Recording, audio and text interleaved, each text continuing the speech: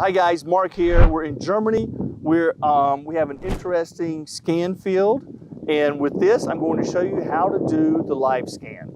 So we have the eXp 7000 here. We've got both sets of, we've got all four extenders here. So that means we have 7 super sensors. And what that looks like on the screen is you can see the entire length of the bottom of the screen, and you can see the ground kind of as an animation below that. I'm going to engage the live scan mode, and we're going to see what that looks like and how it changes when you're over a target. So here we've already got our scan field set up, and I'm going to start the live scan. I'm going to do the ground balance. So there, we've got the ground balance. Start moving forward.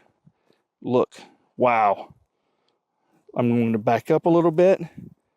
So here's my blue. I'm looking at the ground to mark where that is. I'm going to step forward. There's the red. Okay, that's definitely something that is ferrous. You see, I move over to the left and the target moves to the right. I take a step back. We've got the blue right here. I take another step back and we're at green. So just to double check it, I'm going to ground balance again and just move forward slowly. There's the blue and there's the red. So I'm coming back. We're a little bit to the left of it. I'm going to move to my right, and you can see it comes back to the center. I'm going to take a step back.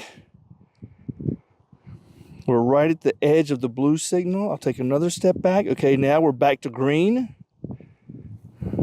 Up a little bit. So there is the beginning of the signature.